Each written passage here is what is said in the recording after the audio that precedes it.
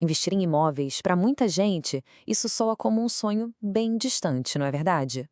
Pois hoje, a gente vai mergulhar de cabeça nos fundos de investimento imobiliário, os famosos FIIs, e mostrar como eles podem ser a porta de entrada para esse mercado. E olha só o nosso roteiro de hoje. Primeiro, a gente entende qual é o grande dilema de investir em imóveis. Depois, a gente descobre a solução com os FIs, vê como a grana entra de verdade, conhece os tipos de fundos que existem, bota na balança os prós e contras e, claro, no final, a gente fala da estratégia para pensar no longo prazo. Bom, vamos começar pelo começo, né? Vamos falar daquele sonho financeiro que muita gente tem, mas que na prática tem um obstáculo gigantesco pela frente. Com certeza, alguém já ouviu aquele ditado antigo: quem tem terra não erra. A ideia por trás disso é bem simples, né? Imóvel é um bem que não se cria mais, então a tendência é que o valor sempre suba com o tempo. Mas será que é fácil assim? Pois é, a realidade costuma ser um pouco diferente. A barreira para entrar nesse jogo é altíssima.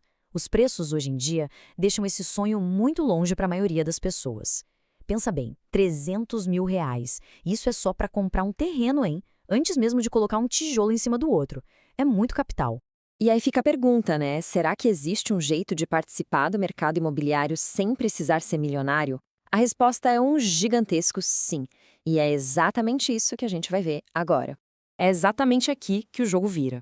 A grande solução para esse dilema são os fundos imobiliários. Pensa neles como uma ferramenta que chegou para abrir as portas desse tipo de investimento para todo mundo. Imagina um fundo imobiliário como uma cesta gigante. Dentro dela, o gestor do fundo coloca um monte de ativos imobiliários. E para comprar esses ativos, ele junta o dinheiro de vários investidores.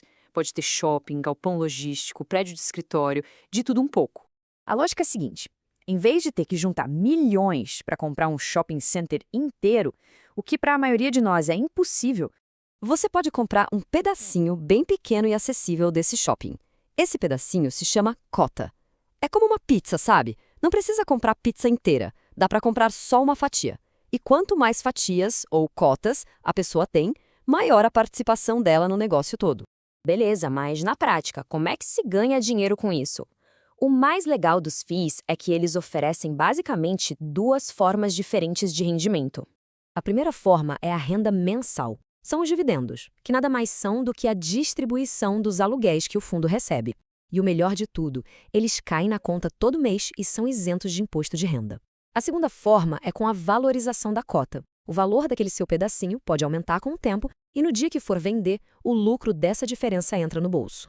Ok, agora que a gente já sabe como funciona, é importante sacar que nem todo fundo imobiliário é igual. Existem algumas categorias e cada uma tem um perfil diferente de investimento. E olha só que interessante esse gráfico.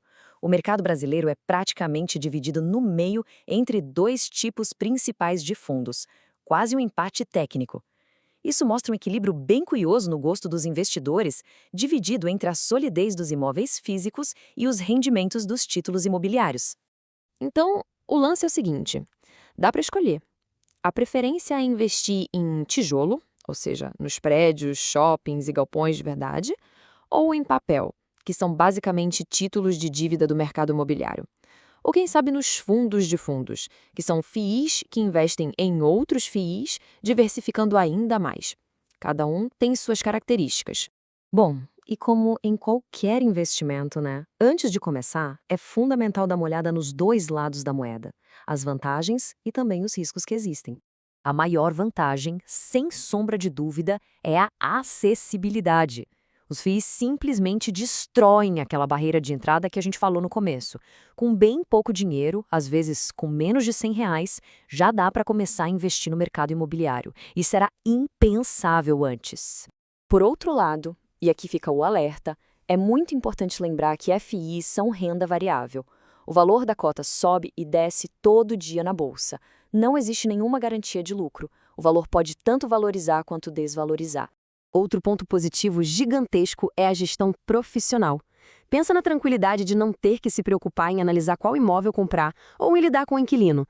Tem um gestor especialista que faz todo esse trabalho pesado, sempre buscando as melhores oportunidades para o fundo.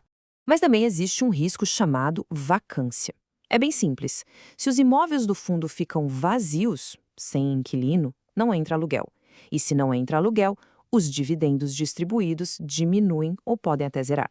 É um risco que existe e que precisa estar no radar. E para fechar, vamos para o mais importante, a estratégia. Como usar os FIIs do jeito certo para construir patrimônio de forma consistente, pensando lá na frente? Olha, a estratégia mais poderosa de todas é de uma simplicidade que impressiona. Não gastar os dividendos que caem na conta todo mês. Em vez disso, usar essa grana para comprar mais cotas do próprio fundo.